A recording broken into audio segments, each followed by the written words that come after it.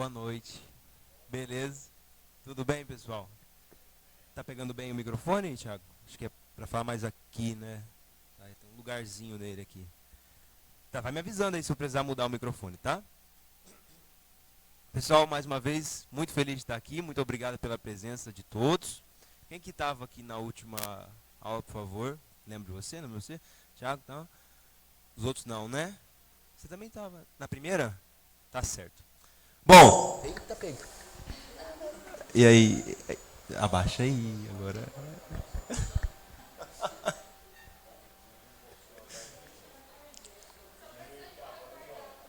Vai, deu? Agora tá top, hein? Legal, beleza então. A gente é católico, né? A gente não, a gente se vira com o que sabe, né? Vai aumentar, vai arrumando aí do jeito que dá, né? Não somos, a gente não é sonoplasta, né? Bom, pessoal, para quem não estava aqui na última aula e não pôde ver na gravação do YouTube, eu estava falando sobre uma certa disposição do nosso coração diante da vida, diante da nossa história, diante das possibilidades que Deus coloca para nós, tá bom? Uma disposição de coragem, de abertura para as diversas possibilidades, tanto que nós consideramos ruins, quanto as que nós desejamos de fato. Enfim, quem não pôde ver, por favor, assista, vai ser de grande valia. E hoje a gente vai comentar um pouco sobre esse desenho feio, porque como desenhista eu acho que eu sou o melhor professor, né? Mas é um desenho que vai explicar muita coisa, acho que vai ficar bem interessante. Aí só alguns avisos, né? Como eu estou tendo estágio agora, eu tô tendo que vou terminar um pouquinho mais cedo, tentar terminar perto das 9 mesmo. Também para ter espaço para as perguntas, para quem quiser perguntar ou comentar alguma coisa, acho que vai ficar bem interessante. E para dar tempo do meu carro ligar, porque ele não funciona direto, eu tenho que deixar ele esquentando lá um pouquinho, tá? Então vamos lá, pessoal. Eu não vou ficar de muito mistério não, porque a gente tem pouco tempo. Esse desenho aqui, ele é uma singela, muito humilde representação do nosso mundo interior, tá? Vamos lá. Na primeira aula eu me lembro que eu comentei sobre a nossa experiência primeira como o que dá para nós de fato aquela questão assim, cara, é dessas coisas mais básicas, simples, etc, que nós podemos alcançar as mais altas. Muito bem. O mundo, como foi colocado, criado por Deus, ele em si já é uma ferramenta fortíssima para nos conhecermos e para conhecer o próprio Senhor. Vocês podem ter um pouco, só para pegar um pouco a analogia, né? Santa Teresa fez a imagem do mundo interior como um castelo. Eu vou fazer diferente, que ela tinha as pretensões dela, né? Muito santas e muito específicas para quem deseja ter uma vida de santidade, etc. Claro que nós também desejamos, mas aqui é um pouco mais aberto, né? Um pouquinho, e eu também não consigo ser tão claro quanto Santa Teresa. Então vamos pelo caminho da florestinha, da montanha, que é mais evidente. Tá? Vamos lá. Primeira coisa que preciso deixar claro. Eu nem estou aparecendo na minha live aqui, gente. Olha, como é que eu vou gravar? Deixa assim. Ó, vamos lá. Como que funciona a estruturação do nosso mundo interior? Começa assim. Isso aqui é o nosso mundinho. De fora dele tem tudo o que a gente experimenta. Tudo. Tanto fisicamente falando, quanto com experiências afetivas e etc. Tudo. Quando nós somos pequenininhos, como as duas pérolas que estão aqui, o nosso mundo ele não começa como uma tábula rasa nem nada, ele já começa com uma certa estrutura ali que Deus colocou, né? A alma da criança tem a sua personalidade própria que vai recebendo as coisas do mundo, ok? Portanto, como uma analogia, cada um pode fazer a analogia que se sentir à vontade. Alguns podem pensar no próprio mundo como uma casa, somente, ou como, de fato, uma paisagem mais ampla, etc. Não faz diferença a imagem, desde que ela contenha todos os níveis de profundidade e de presenças que no mundo interior existe, tá bom? Então, vamos lá. Quando crianças, essas coisas vão entrando em nós e nós não temos exatamente muito domínio sobre o que entra em nós e sobre aonde, no nosso mundo interior, essas coisas vão se instalar. Então, No nosso mundo existe uma parte mais baixa aqui, que está meio no neutro assim, que é onde eu coloquei a nossa florestinha aqui, onde eu coloquei uma casinha bonitinha, essa aqui é uma lareirazinha bonitinha, queimando lá dentro. Mas também existe uma parte mais profunda, onde ficam as cavernas, as raízes das árvores, etc., onde ficam escondidos certos animais, certas coisas que nós não queremos que fiquem tão abertamente aqui no nosso mundo. Tá? Existe, sempre tem que existir um lugar mais alto que alcança o que eu coloquei aqui como os nossos astros, né, que nos orientam, a lua, as estrelas, o sol, isso aqui são os outros planetas, que eu só coloquei como uma curiosidade interessante, que eu me lembro de ter comentado sobre a Divina Comédia, né, e no próprio livro da Divina Comédia, o Dante ele estrutura o céu daquela forma literária pelos 7 planetas que a gente percebe a olho nu, né? Mercúrio, Lua, Sol, Mercúrio, Lua, Sol, Vênus, Marte, Júpiter e Saturno, que também estão dentro de nós de alguma forma, de uma forma análoga, nós podemos fazer uma conexão com eles, tá? Não se referindo a questões de astrologia nem nada, mas só a simbologia que o próprio Deus criou e serve para nos orientar. Então vamos lá. Qual que é a questão toda com o mundo interior que eu quero tratar hoje? Quando eu falei sobre o ego, sobre a nossa história, a nossa percepção sobre nós mesmos, eu estou falando sobre isso aqui, sobre o seu conhecimento do seu mundo interior, certo? Porque eu não sou só a parte do ego, eu não sou só a história que eu conto, eu também não sou só essa parte que pode contar, eu sou isso aqui tudo. Tudo isso daqui é você. É claro que tem uma parte mais própria de si, outras, por exemplo, as que estão escondidas, que não são necessariamente, não é você pessoalmente, mas está dentro de você, te influenciando e orientando a sua vida de alguma forma. Tá? E é para isso que a gente tem que olhar hoje. Por quê? Como eu falei nas aulas anteriores, a nossa cultura ela tem como base intelectual muito a psicanálise, umas ideias de separação de corpo e alma, de exclusão de certos elementos, etc., que vão colocando para nós o modo como nós nos relacionamos com o nosso mundo interior. Então, por exemplo, para quem pensa de uma forma meio psicanalítica, no nosso mundo interior existe uma parte dele muito grande que seria inconsciente, que a gente não conhece, não domina e que domina o resto do mundo. Para algumas pessoas isso pode parecer verdadeiro, etc. Eu não acho que isso seja verdadeiro, acho que isso é meio ridículo mesmo. Tem a sua proporção, que nós vamos tentar explorar aqui. Mas tem muita gente que se relaciona com elas mesmas dessa forma, assim. Tem algo sobre mim que eu não domino e me controla, e eu não conheço as causas. Já falei disso nas outras anteriores. Hoje eu quero explorar um pouco mais sobre o mapa para vocês, né? Dar um norte sobre como se orientar nesse mundo, o que conhecer desse mundo de fato, o que negar, o que esconder, o que colocar na sua história, o que levar para o topo dessa montanha. Então vamos lá. Já para deixar bem claro as analogias, o topo da montanha a gente alcança geralmente, principalmente nós que temos a prática de oração, quando rezamos, certo? Porque quando rezamos, nos colocamos diante daquele que está mais acima para falar sobre tudo que está aqui embaixo, sobre quem nós somos, o que queremos, o que pecamos, etc., esperando que ele nos ilumine, né? Que está aqui também representado pelo sol, que é de fato a luz, que ordena, organiza e expõe tudo o que está aqui dentro. Também contamos com outros tipos de orientadores no mundo interior, que eu simbolizei aqui como a lua, por exemplo, que seriam, vamos dizer, algo semelhante assim aos nossos afetos, porque a lua é aquela coisa que é transitória, né? Ela muda de fase, uma hora ela orienta melhor, outra hora ela orienta menos, etc.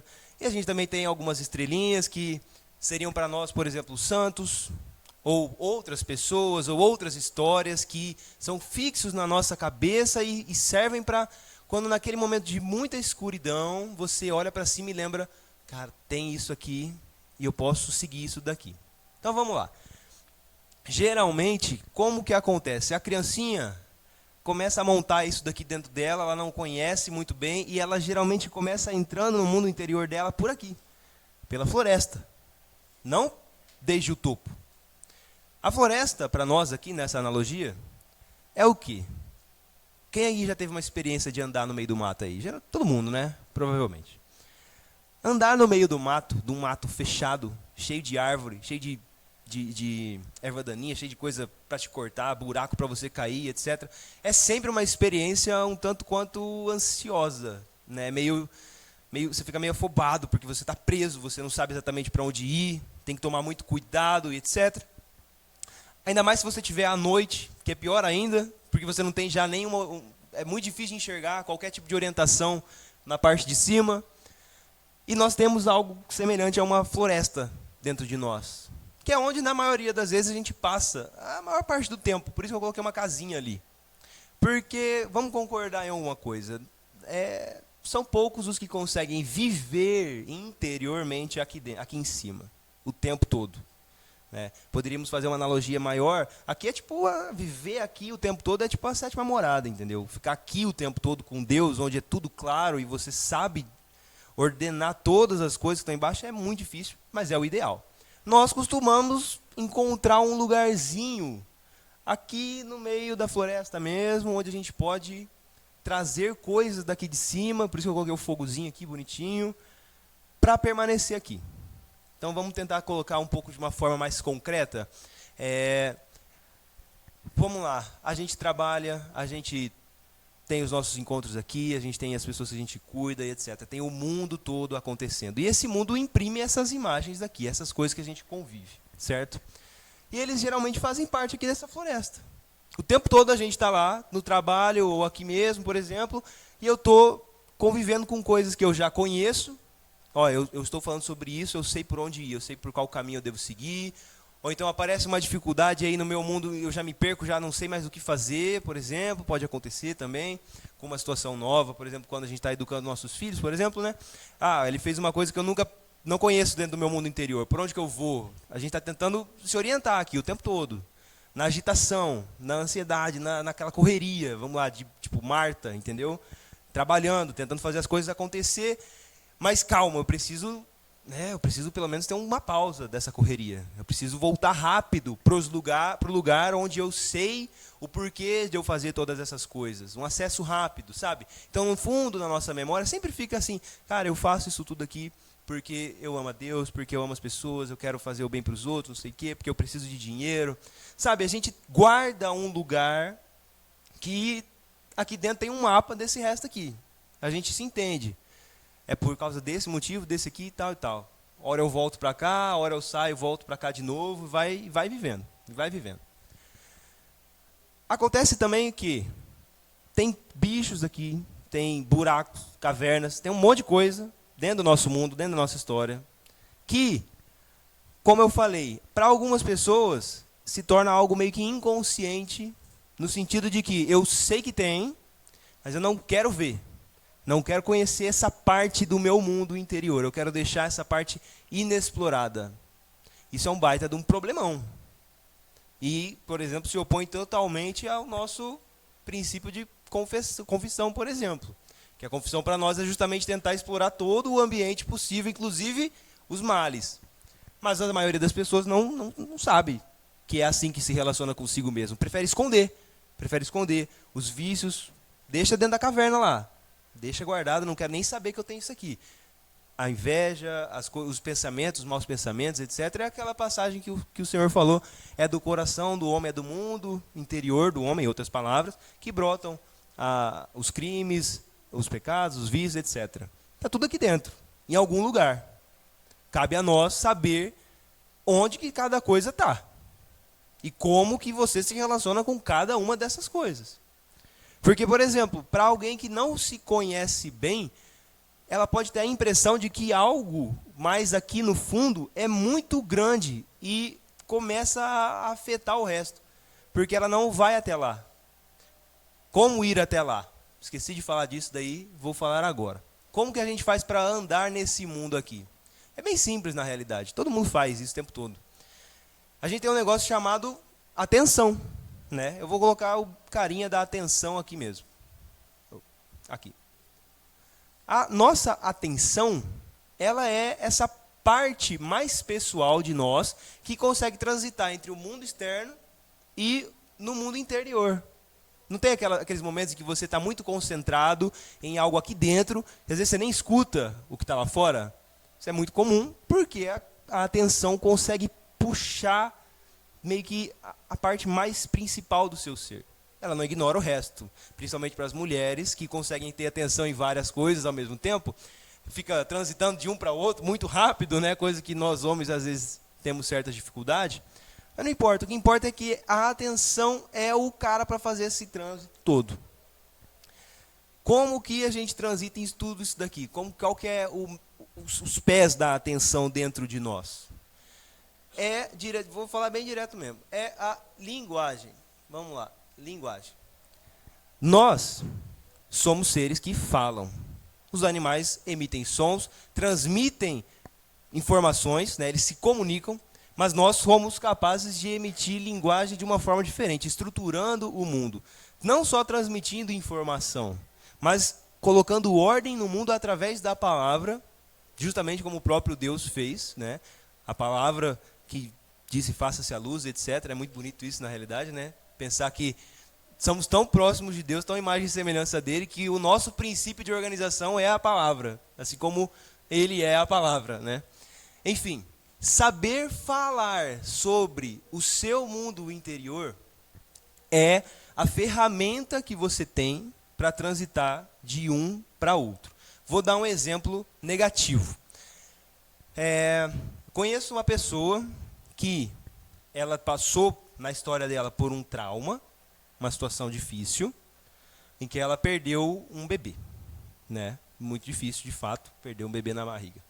Aquilo lá ficou gravado no mundo interior dela, em algum lugar. E ficou lá gravado com o peso que aquilo tem, né? Um trauma muito profundo, emanando os seus efeitos para o resto do mundo dela. Passaram-se muitos anos, a coisa continua lá, ela engravidou, de novo, graças a Deus. Só que, olha só, ela não consegue falar sobre a possibilidade dela vir a perder esse bebê de novo. De novo não, perdão. Esse novo bebê.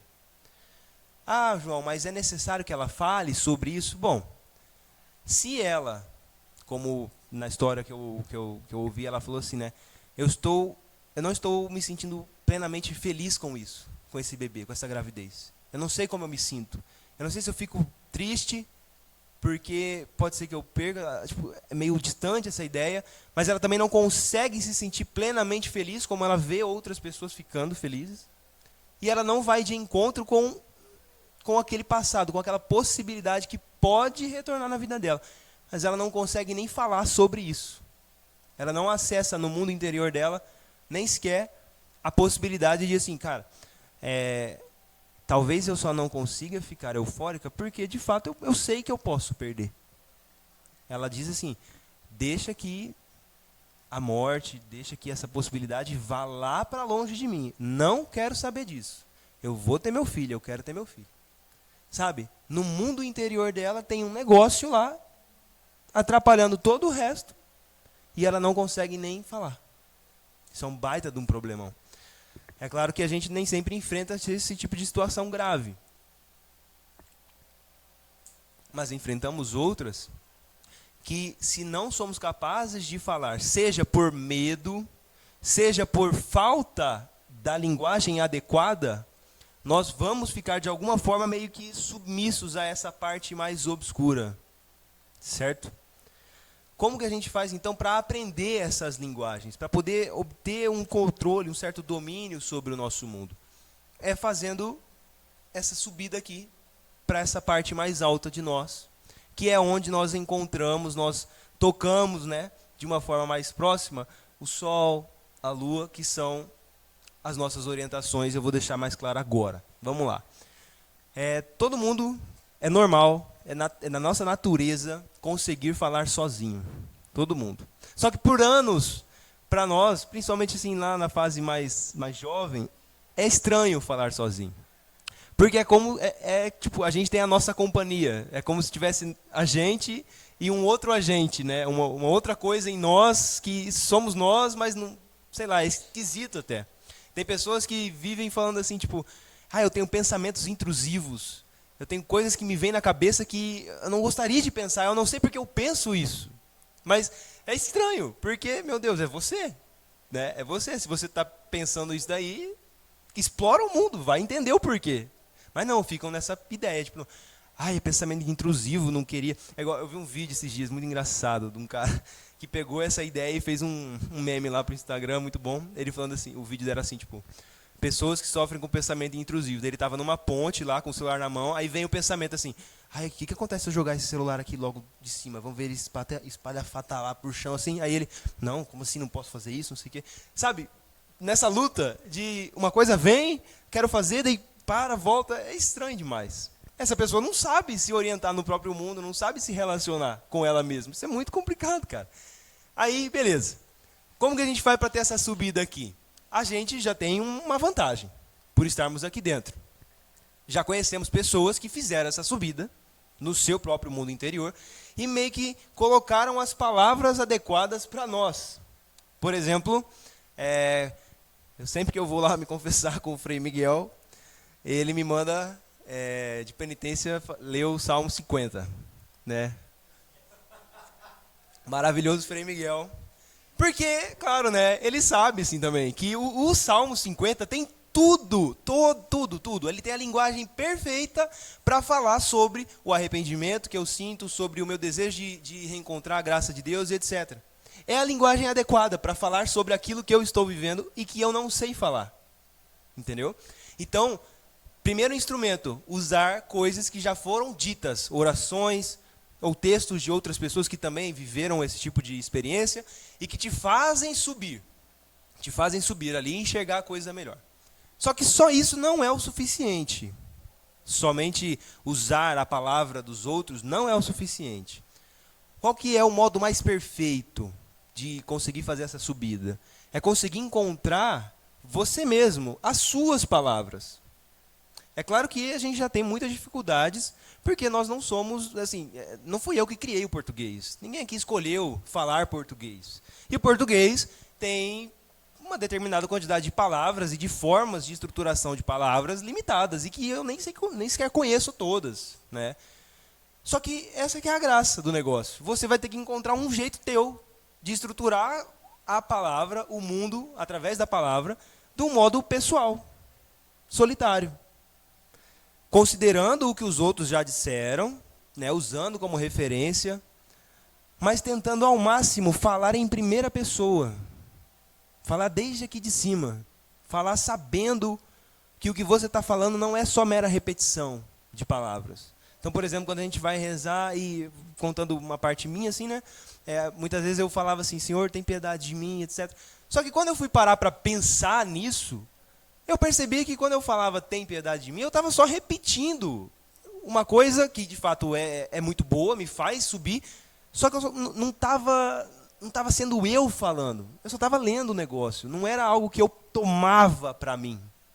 Esse que é o trem, vocês têm que tomar para si aquilo e fazer aquilo ser o que você quer de fato dizer. Quando a gente reza o Pai Nosso, por exemplo, nem sempre a gente reza querendo de fato dizer tudo aquilo que está sendo dito.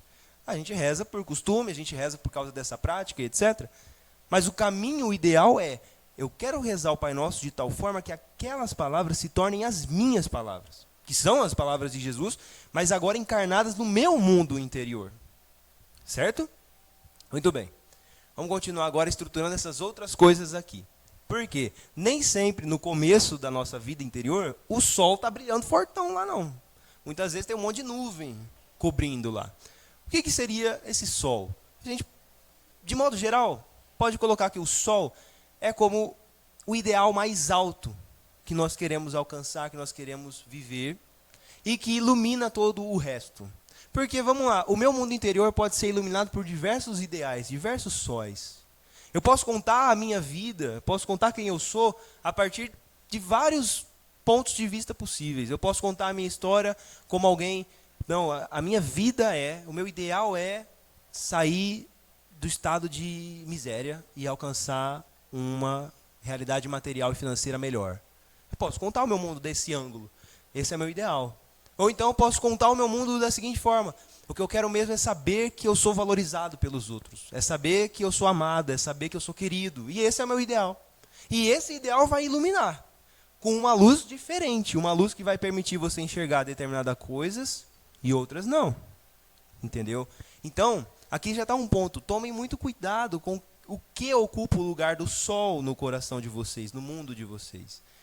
E se ele for uma coisa de fato adequada, façam de tudo para que ele mantenha-se sempre brilhante e forte.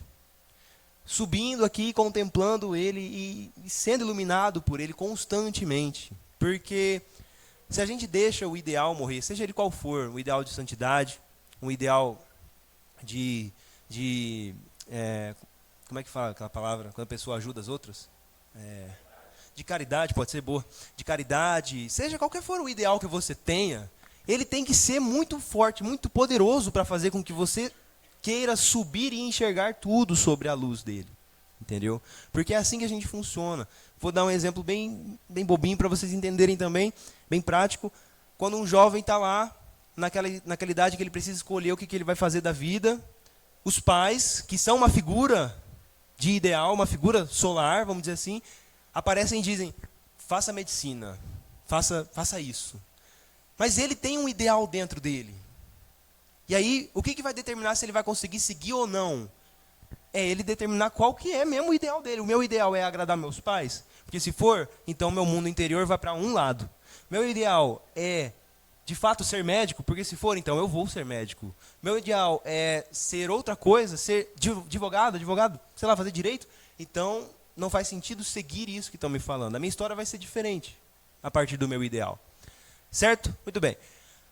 A segunda parte aqui, como eu já falei por cima, é a lua e as estrelas. A lua é aquela coisa maravilhosa que recebe do ideal, recebe do sol a sua luz, a sua força. E que em nós aparece nos momentos o quê? De noite, de mais calma, vamos dizer assim, sabe? Quem que já parou para pensar, para perceber, na realidade, a diferença brutal que é o dia e a noite? Porque assim, a gente vai vivendo, né? Uma hora é dia, outra hora é noite. Às vezes, de forma automática, a gente nem para perceber quanto é diferente. Esses dias eu fiquei meio espantado com isso, quando eu parei para realmente pensar. Porque, meu Deus do céu, quando está sol eu enxergo tudo. Eu enxergo tudo. Assim, é claro, tudo que eu sou capaz de enxergar ali de fato, né? Mas quando está lua, nem sempre, quando está noite, nem sempre eu consigo enxergar o outro lado da rua. Se não tiver um poste de luz ali para me iluminar, não enxergo, né? Então, veja bem, no nosso mundo interior também acontece uma mudança de estado. Uma hora o sol está mais forte, está lá no dia, está tudo claro, você enxergando tudo funcionando bem. Outra hora é a noite que vem, quando você já está mais descansado, está mais, né, querendo uma calma que você não consegue obter no meio do trabalho, da correria, e você precisa da lua para fazer essa orientação. A lua é esse negócio assim, ela são os afetos que o ideal coloca no nosso coração e ora aparecem, ora desaparecem. Não é assim? Às vezes a gente está super motivado para fazer uma coisa, na semana seguinte já meio que não quero mais e tal. Vai variando. Porque é os que os nossos afetos vão variando mesmo. É normal fazer isso. É assim que a gente foi feito. Só que a gente não pode viver somente à mercê disso aqui, entendeu? A gente não pode ficar assim, quando não tem lua, quando não tem aquela coisa, aquele afeto forte para me manter firme, então eu desisto.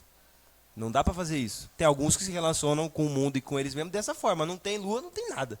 Não tem afeto, não tem emoção, não tem aquele fogo. Acabou, não vou fazer. Não pode ser assim. Não dá para ser assim.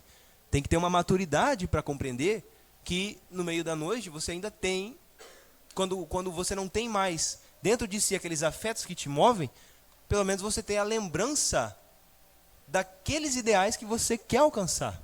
Porque as estrelas, elas são mini-sóis, só que muito distantes, não é verdade?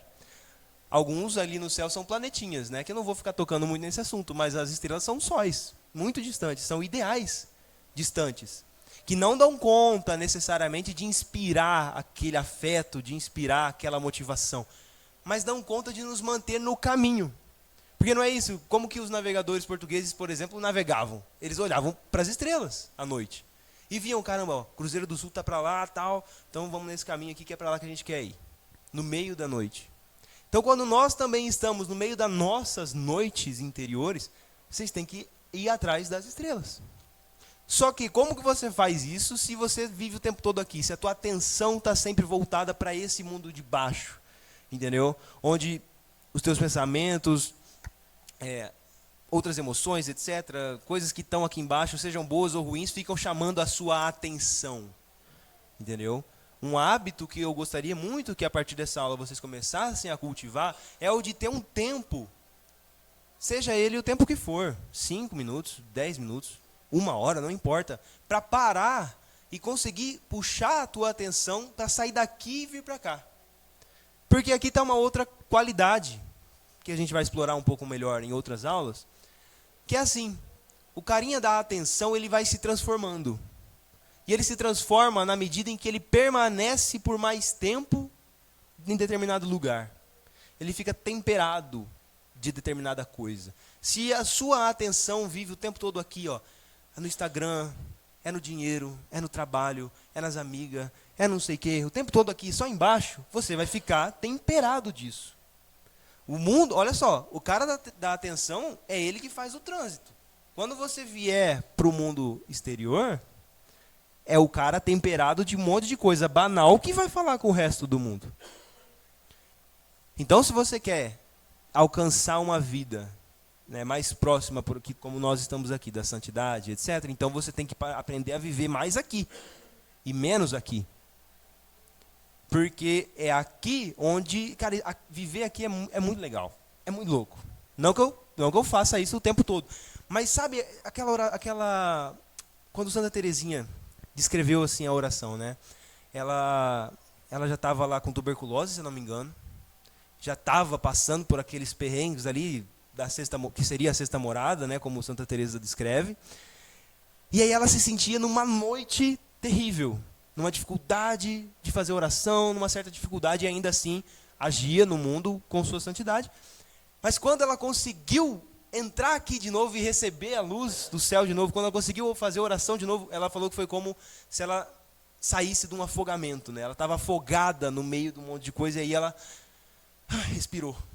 Quando a gente faz oração, quando a gente fala sozinho, né? Pelo menos desde aqui, porque nem sempre quando a gente... Tipo assim, falar sozinho é sempre falar com Deus, sempre, sempre. Mesmo que de forma inconsciente, mesmo que você não queira falar com Ele. Porque Ele sabe o que você está falando. Ele sempre sabe. A presença, tipo assim, Deus sabe tudo por presença dEle. Então, você sabe o que você pensa. E Deus também sabe o que você pensa. Então, o tempo todo Ele está aí dentro, sabendo tudo o que você está falando, tudo o que você está pensando. Então, falar sozinho é sempre falar com Ele. Quando você faz isso daqui, é como um alívio, como uma... Você sai daquela água que estava te afogando e respira. E aí você tem uma certa unidade em tudo, quando você fala desde aqui. Porque quando você está aqui em cima, você está vendo onde você quer chegar, você está recebendo aqueles afetos que te movem, continuam te movendo, e você enxerga tudo que está embaixo. Você enxerga o que pode estar errado, você enxerga aonde você deve construir um lugar para ficar. Por exemplo... um exemplo de vida adolescente assim também, né, ou até adultos também passam por isso, mas não é tão comum. Quando os amigos ou parentes, etc., se tornam no seu mundo interior um lugar de certa afetação. Uma hora eu quero estar muito com eles, eu quero estar muito com eles. Então, por exemplo, pessoas que se casam, que antes tinham muitos amigos, casou, os amigos vão lá pescar, vão fazer outra coisa. Meu Deus, agora eu já não posso mais. Eu preciso articular no meu mundo interior, portanto, um lugar para esses amigos no meu coração permanecerem. Essas pessoas não podem mais ficar no central, não podem mais ficar aqui dentro. Porque agora aqui dentro tem que ter outra pessoa, né, para esse exemplo dos casais, né? Eu preciso dar mais valor, eu preciso colocar mais para dentro quem? A minha esposa, meu esposo. Enquanto que os meus amigos no meu mundo interior já não podem mais ser eles que me abalam. Eles estão lá pescando e eu estou aqui infeliz, não sei o quê. Não pode acontecer. Não pode. O seu mundo interior tem que estar mais organizado do que isso. Né? Se isso acontece, tudo bem, busque melhorar. Porque é assim mesmo que funciona. Às vezes a gente não sabe falar sobre isso e fica acontecendo, né? Bom, para além dessa parte mais visível, como eu disse, também existem as cavernas, as coisas tenebrosas. Nós também precisamos aprender a viver lá dentro. Não como quem se regozija nessas coisas ruins que está em nós, mas como quem vai para descobrir os inimigos que de fato existem e que podem, de alguma maneira, atacar isso daqui. Porque se você tem medo de descobrir que você é capaz de tal e tal coisa, vou dar um exemplo que vocês também já devem ter ouvido. Qual que é o nível assim, dos mandamentos do brasileiro? Né, de santidade do brasileiro. Não matei, não roubei e não cheguei a pular a cerca, já estou bem, já estou super bem. Para a maioria de nós, assim, né, dos brasileiros é meio que isso, cara, sabe? Hoje eu até estava conversando com um rapaz e ele comentou que numa roda de amigos, o rapaz, assim, extremamente ignorante, né, ele namora e estava mostrando lá para as pessoas outra mulher, falando da outra mulher. E aí, um cara até alertou, ele falou, meu irmão, para com isso aí, que isso aí é traição. Muito esperto, né? Muito iluminado esse rapaz. Ele olhou pro cara e falou assim, que traição? Traição seria se eu tivesse aqui com ela já. Tipo, os caras não tem nem isso, sabe? Não alcança nem isso. Beleza. A maioria de nós e do resto assim, do mundo não sabe exatamente o tamanho dessa montanha aqui. Não sabe até onde vai a bondade, a sabedoria, a justiça, aqui é onde essas coisas boas e nobres habitam, né? Não sabe até onde vai. Geralmente eles sobem até aqui em cima, assim, tipo, uma pequena bondade, não matei, não roubei, etc. E já está tudo bem. Só que isso é um problema, porque daqui você enxerga todo o resto do mundo? Daqui você enxerga todo o resto que você é capaz? Não. E esses que falam de, não matei, não roubei, não traí, etc., eles é que estão realmente próximos de talvez fazerem isso. Do modo, às vezes, meio ignorante, meio se fingindo, não sei o quê, mas estão perto de fazer. Porque não enxergam o arredor. Não enxergam que, cara, se eu andar por ali, eu vou cair. Eu vou fazer isso que eu estou falando que eu não vou fazer. Mas como eles não sobem lá para ver, se enganam e caem. Entendeu? A maioria das pessoas que não param e pensam nisso aqui, julgam que também não conseguem sacar tantas coisas de dentro de si, não conseguem... O mundo interior delas não é rico. Mas o mundo interior da maioria das pessoas só é desorganizado, desestruturado. Entendeu? Não sei se você já tiver a experiência de conversar com uma pessoa assim, para ajudar ela de fato, né, aconselhar ela, ouvir um pouco da história dela. É muito estranho, pelo menos para mim hoje em dia, né, que trabalho com isso. É estranho perceber como que quando as pessoas vão falar sobre o seu mundo, sobre a sua vida, elas não têm nenhuma ordem para falar. Ora começam a falar sobre como está hoje, e depois volta para um trauma que viveu lá atrás, e ora volta para cá de novo. Não tem assim um eixo, não tem uma estrutura organizada. É tudo bagunçado, tudo esquisito. E a cabeça dela, ela vive daquele jeito. Então, para vocês que estão aqui, conseguir narrar sobre esse mundo aqui, sobre aonde que fica cada coisa, até onde você já foi nessa montanha aqui, onde você pode conhecer Deus e etc. Aonde que estão guardadas em você as coisas que têm mais valor, entendeu? E conseguir transitar por esse mundo, através das palavras. Tá? Vou dar um outro exemplo. Hoje desde anteontem, eu estou escutando o Emicida. Não recomendo, né? Eu aprendi a gostar dele, achei muito interessante, me surpreendi com o que eu vi, porque ele é um cara que tem um mundo interior organizado e rico, muito rico. Organizado porque é o trabalho dele, ele canta, ele faz poesia, ele trabalha com a linguagem, ele tem que ter uma linguagem organizada para poder falar sobre o que ele viveu. E aí eu achei interessante de ver como que é bom conseguir ter essa clareza toda através da música ou literaturas e etc. para conseguir contar sobre isso aqui. Porque isso aqui é muito rico. Sabe quando eu era menor, sempre escutei, assim, não necessariamente diretamente, mas sempre ficava implícito assim, a ideia de que o jovem, né, um jovem adulto ou uma criança, não tem muito o que acrescentar na conversa com gente mais velha. Isso é um perigo, de certa forma. Claro que tem uma certa prudência nisso, porque de fato não viveu muito e tem muito menos linguagem para organizar o mundo. Mas se a gente já vive assim, se a gente já foi acostumado a pensar assim, a gente costuma transmitir isso também para as crianças e para os outros, né? E isso é perigoso porque se vocês conseguissem, por exemplo, educar uma criança na linguagem para que ela conseguisse pegar as coisas do seu mundo interior, contar histórias sobre as coisas que ela já viveu e organizar esse mundo interior, essa criança saberia de muita coisa, e muita coisa boa. Não porque viveu muito, mas porque tem tudo organizado. Sabe o que tem mais valor, sabe o que deve de fato viver lá embaixo, e conhece o que está lá escondido, conhece os próprios defeitos, pecados, etc. E consegue viver bem, transitando no mundo.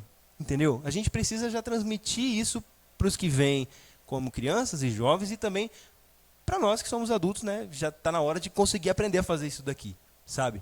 Conseguir olhar para tudo sem ter medo do que vai estar lá dentro, sem ter medo do que você pode fazer. Por exemplo, um exercício que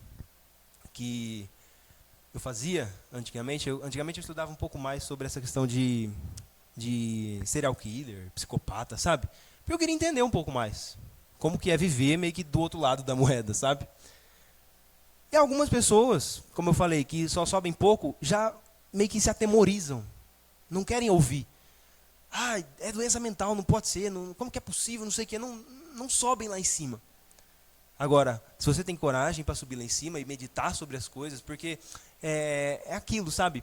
Não lembro qual profeta falou, mas ele falou assim: Senhor, você tá nas alturas e você também está lá nas profundidades, né? A gente também tem que aprender a estar nas alturas e na profundidade, para saber até onde o mal pode ir. Eu estou aqui e a gente está aqui para aprender a se orientar no mundo, né? A ser mais prudente, etc., a fazer o bem para os outros. Se a gente não sabe até onde o mal pode ir, o nosso mal, principalmente, a gente não sabe até onde o bem pode ir. Entendeu? Hoje mesmo eu falava com um rapaz, e ele estava me contando uma história, eu falei: cara, eu já ouvi muita história cabeluda, muita coisa ruim. Você vai ter que se esforçar para me surpreender com alguma coisa. Porque, de fato, eu já ouvi muita coisa, já li muita coisa e também já vi muita coisa dentro de mim. Já pensei em muita coisa dentro de mim. Com liberdade e com aquela prudência de não ficar muito tempo. Porque lembra, a gente fica temperado de onde a gente está.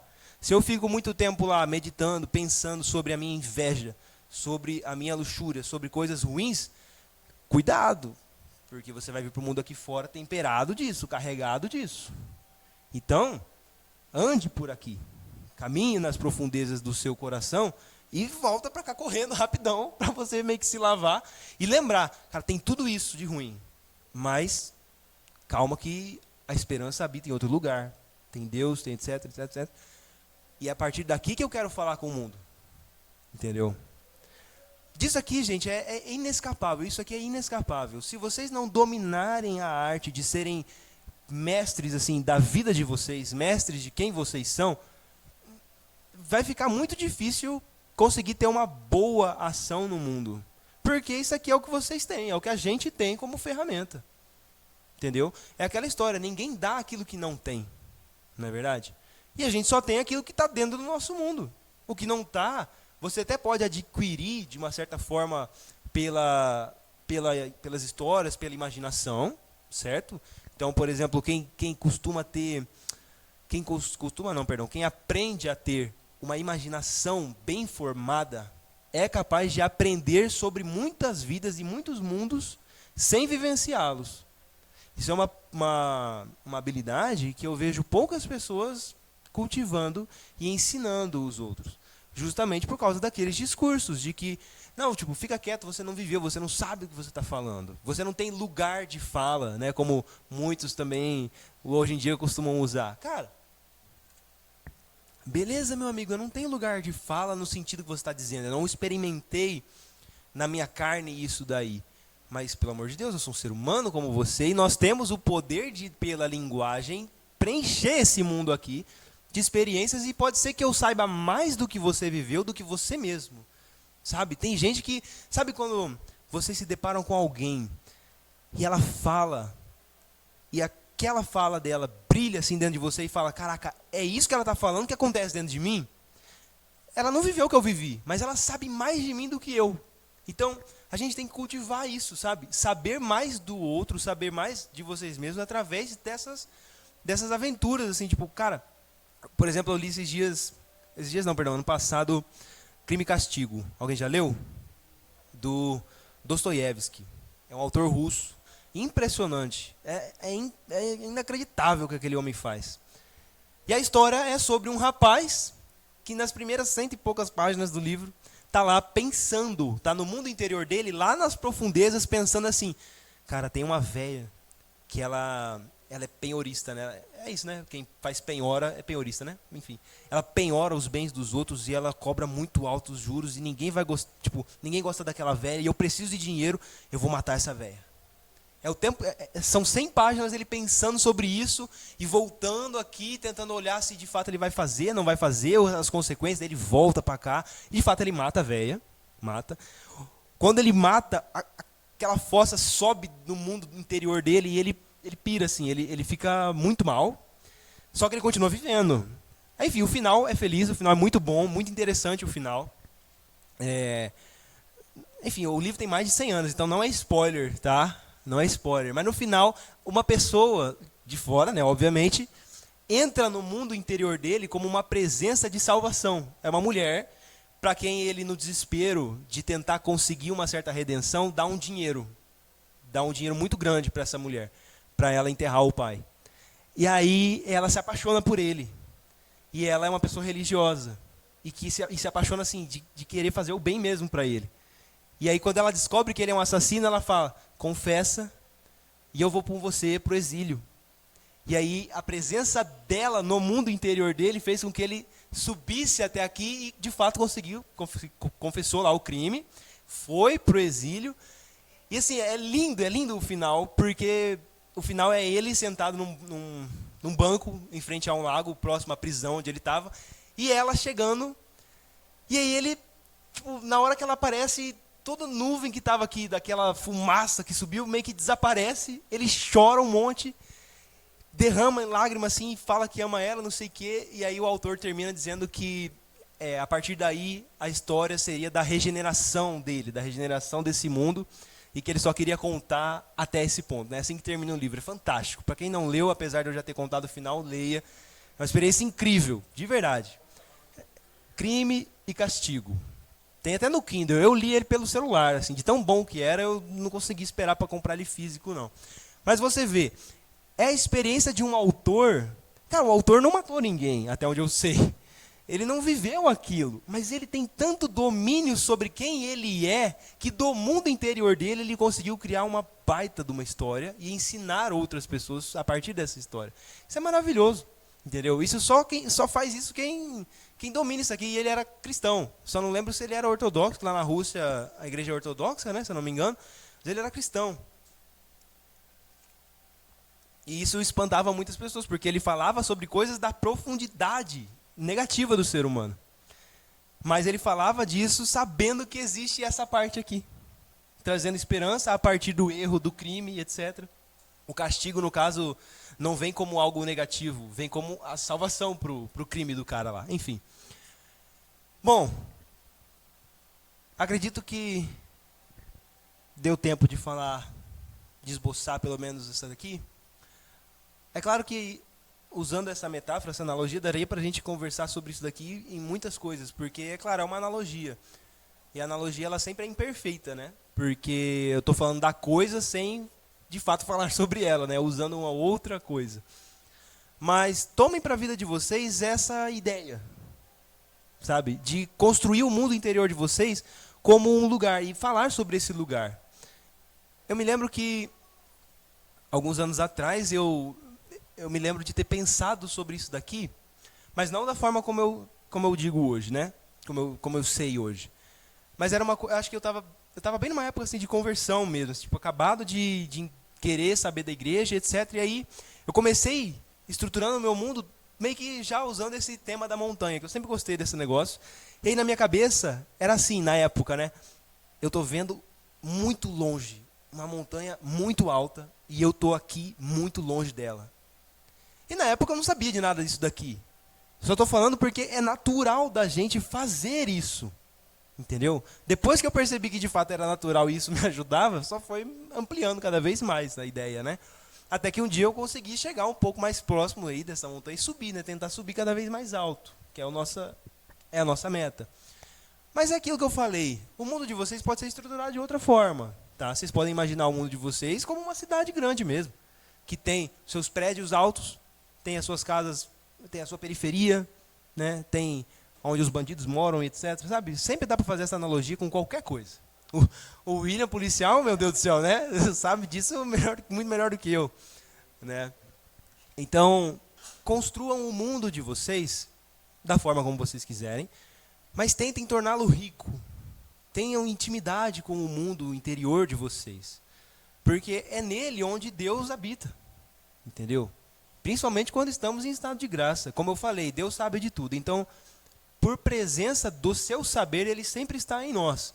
Só que essa é uma presença. É a presença que Ele tem como Criador de tudo. Agora, a presença que Ele tem como santificador nosso, como amigo, que é vivenciada aqui em cima, principalmente, é claro, é nessa coisa que a gente tem que tentar chegar. Naquela alegria profunda de saber o quão alto de fato eu devo chegar. E ficar alegre com aquilo. Calmo. Porque quando eu voltar para cá, eu sei para onde eu posso voltar. Eu sei de onde vem a minha força. Eu sei o que eu posso fazer quando eu estou aqui embaixo por causa daqui de cima. Entendeu? Então, vivam isso, de fato, conscientemente. É um exercício difícil de fazer no começo, sabe? Parar para sentar e conversar com você mesmo sobre essas coisas mais importantes. Mas é como qualquer coisa na vida, você vai aprendendo com o hábito, com a prática, né? Se vocês não praticarem isso, corre muito risco das coisas aqui dentro dominarem a atenção, dominarem vocês, muito mais do que vocês dominam. E lembrem-se que a nossa vocação, né, genérica assim, para todos os seres humanos, é o quê? É ir e dominar as coisas do mundo. Foi o que o Senhor falou para Adão e Eva lá, né? E o primeiro domínio que a gente tem que ter é o nosso. Domínio do nosso mundo interior. Em primeiro lugar. Hã? Uma referência aí, né? Isso eu falei na aula passada? Ah, de vocês aí. Maneiro. Pô, isso é muito maneiro, né? Muito maneiro. Então, assim, tenham isso como uma meta. De ter dentro de vocês um lugar onde, cara, o mundo inteiro pode estar caindo, mas eu estou bem. Porque eu sei quem eu sou, eu sei o que as coisas significam para mim, eu sei onde eu quero chegar e o mundo não vai me destruir, sabe? Vocês têm que chegar a serem esse tipo de gente. Porque é aquilo que o professor Olavo colocou num texto magnífico lá, um parágrafo, na verdade, nem um texto. Ele falou assim, né? Tudo em volta induz à loucura, ao erro, à infantilidade e à imaturidade. Contra isso, nós devemos lutar, buscando ser pessoas maduras. E ele usou até uma imagem análoga a isso aqui, né? Pessoas fortes no meio da tempestade, né? Uma casa forte no meio da tempestade, etc. E que se mantém firme com o auxílio de Deus e ninguém mais. Porque o único que pode acessar de forma firme mesmo é Deus aqui, né? Eu acesso vocês de forma muito imperfeita. Pela minha linguagem, eu chego até vocês, mas de modo muito imperfeito. Deus não. Deus está aí de modo perfeitíssimo, agindo, né, de uma forma misteriosa para nós, porque não conhecemos isso aqui com perfeição. Mas quanto mais você conhecer isso daqui, mais inclusive você vai saber quando é Deus, quando é você, quando não é você, sabe? Você fica muito mais claro. De saber o que Deus quer, o que Deus não quer e etc. Enfim, era isso que eu tinha para falar hoje. Espero que tenha ficado claro. Vou abrir para perguntas agora aí, quem quiser compartilhar. E antes de abrir para perguntas, eu vou lá ligar meu carro. Eu preciso ligar ele, beleza? Obrigado, pessoal.